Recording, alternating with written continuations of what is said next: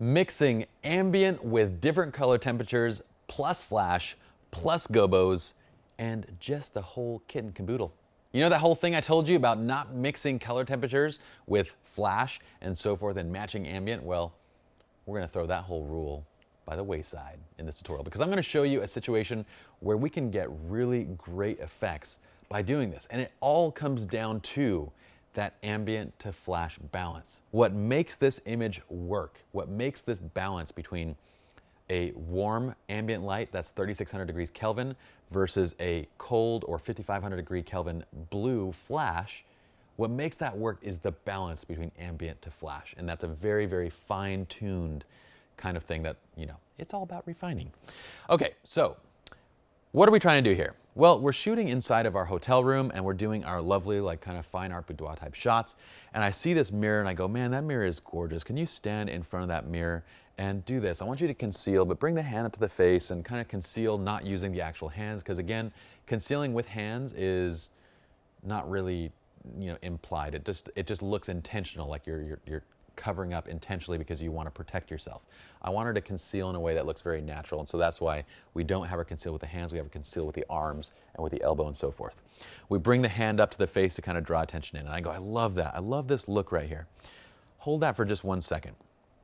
I take a shot. I'm on my Canon 85mm 1.2. Again, the Sigma version is a fantastic version of that lens if you can't afford the 1.2L. There's also a Canon 1.8, which is like $400, which is another great version of the lens. Either way, we're shooting at like f/5.6, so it doesn't really matter which version you have here. But I shoot this lens because, again, I don't want any distortion with this type of a shot. When we're shooting portraits, we want to make sure that we don't have distortion, especially when we're doing like boudoir and things. We want it to have a very soft and good look, and we want to exaggerate her good features, not lengthen her forehead, which is what a 50mm would do. It would lengthen the forehead or lengthen things that in a kind of unnatural way when we're shooting this tight. So we're on the 85, we're shooting at 1/50th of a second, f2 and ISO 200. This is at 4800 degrees Kelvin, just to show you what the ambient light in that scene looked like. So this is really what it looks like to our eyes. So for the composition, my main thing here is that I want the frame to be in the background. I want the mirror as my background because it kind of perfectly frames her body, her face, and so forth. But I want to create some separation there, but not to the point where, you know, it doesn't really matter. Anywhere between f2 and f5.6, it's still relatively blurry in the background. We have good separation there. So anywhere between that is totally fine. All I need to worry about is kind of just my ambient to flash balance. So I'm not too concerned with deciding on what aperture and everything that I want at that point.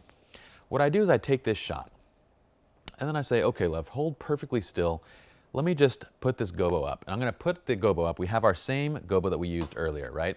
We place the black side to the flash. We're using a Photix Mitros. We place this off to camera left. We place this close to her face, and we fire through it using a grid on this so that we don't get light spill in other places.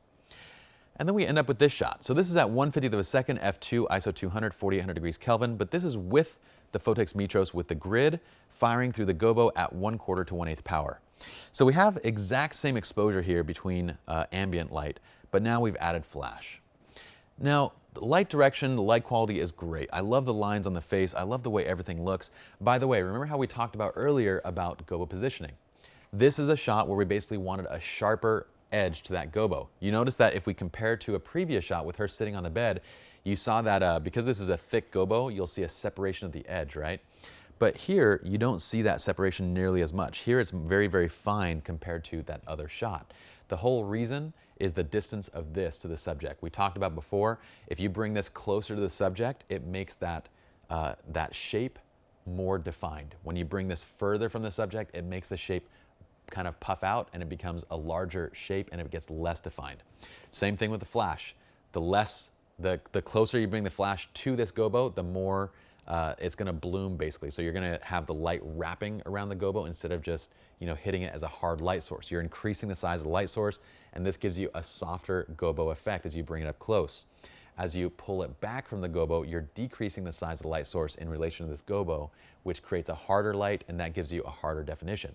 So to create this harder definition, this more straight lines without that kind of double edge, well, we bring this up close and bring the flash further back. We grid the flash so that it is not spilling onto everything else. Okay, so what's the problem with this number 2 shot?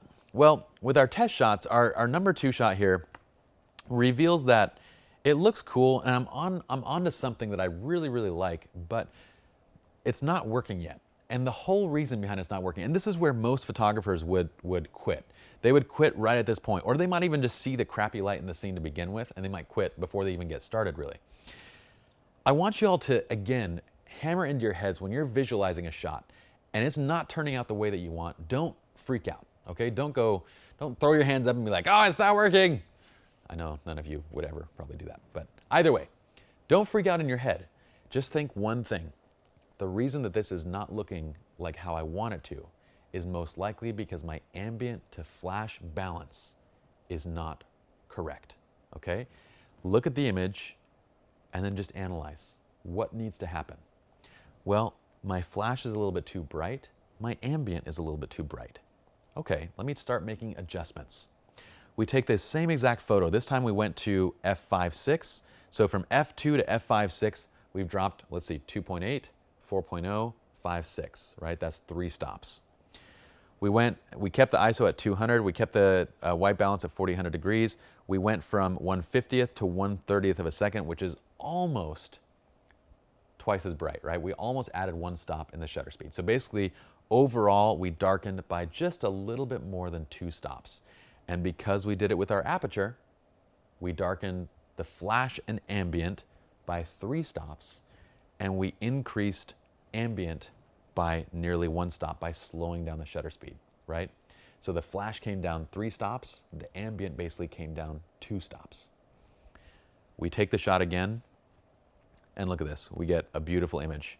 And the whole concept behind this, the whole shot that I want here is I want this almost blue light kind of coming in, very neutral light coming in, lighting her up as if there's a light outside and it's nighttime and it's, you know, kind of lighting her face through the blinds, while we have a warm light on the inside of the room that just gives shape and definition to the shadows.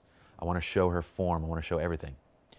Now, this shot is great. Notice how the lights kind of come right over the eye like that. That's intentional. Again, we're using that flash test button to make sure that our GOBO is placed in the right spot, to make sure that our model is in the right position, and then we make micro adjustments if needed. So use that test button so you can fire off that kind of temporary, that 1 second kind of strobing action so you can see where the light is falling. Now look from number 3 to number 4 to number 5. I labeled all these with check marks, right? Because to me, any one of these is acceptable, and you just need to decide what you want your ambient light balance to be. So if you notice on shot 4 and 5, I actually brought my shutter speed up to 1/100th of a second, okay? So 1/100th of a second, we brought the aperture is still at 5.6, ISO still at 200 on both these shots. What we end up getting here now is a background that's about a stop to a stop and a half darker now than it was, well, it's actually like a stop and a half darker than it was here in the 1/30th of a second. So you can see the background dropping down. I dropped it to the point where I still see shadow and shape in her body, but we just see less of that ambient light. Now, anywhere between here, I would say is great. It's up to your discretion to choose what ambient light balance to flash balance looks right for you and your stylistic effect that you want over your image. So I loved all these. For the last shot, I had her look into the camera. I had that light just streak right across the eye so that we can see that one eye. And this is not Photoshop. This is, you know, if you have light directly entering the eye like that, that's how it's going to look. It's going to look very bright and beautiful. You don't need to do any additional brightening into it. So this is that shot. Now, if I wanted to in Photoshop, I could go through and remove. You can actually see a little bit of the GOBO off to the side of these. I'm actually okay with that for the most part. The reason why is because it ended up looking just like the window blinds were actually just in the shot. If you don't like it, you could always just take a piece from, you know, the other mirror and just kind of clone it out and whatever. You can do that in Photoshop, but that's totally up to you. Or you can just place the GOBO a little bit further back so it's not in the reflection. The one thing was that I wanted those sharp lines, and to get the sharp lines, it had to be that close, which meant it was going to be a little bit in the reflection, and I was okay with that. I made that decision to be okay with that. Okay, so key components with shots like this is the analyzing step. You're going to take several test shots. I think we took like probably 4 to 5 test shots on this particular image to get to where I wanted. You're going to take several test shots, analyze the shadows, analyze the highlights, make sure your GOBO is in the correct spot.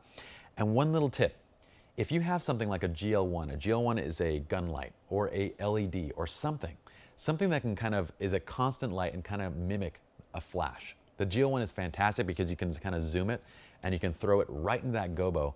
And I had one on hand, so I used my GL1, and I know the GL1 is a very expensive light. It's $600 or $700, so don't go out and buy it just for this one single purpose. It's a fantastic light, which we're going to get into in lighting 301. But if you're using it just as a modeling light, which I'm going to mention, it's kind of overkill. But anyway, what I was doing is I was placing the GL1 just right where I wanted, and I was firing that constant light to just get a gauge of where I wanted to put my gobo and where I wanted to put my flash in relation to that gobo. So that way I can have my assistant hold the GL1, I could back them up, I could bring them closer, I could get that all right, and I could visually see it because it's a constant light. And then based on where I had that, I place my flash, and then I place my gobo and so forth. So it helps to make scenes like this go a little bit quicker. Although you can do the exact same thing, you know, with just a flash test button and moving a little bit more and kind of manipulating just a little bit more, and it takes just a bit more time. But if you're going to get the GL1, it's a fantastic tool in this kind of a situation to just help you out. And it's also a great light in general, which we're going to use a lot in lighting 301. Hopefully you have all enjoyed this chapter so far. There's one additional video that I want to show you, which just gives you an idea of how better light can simply make a scene work.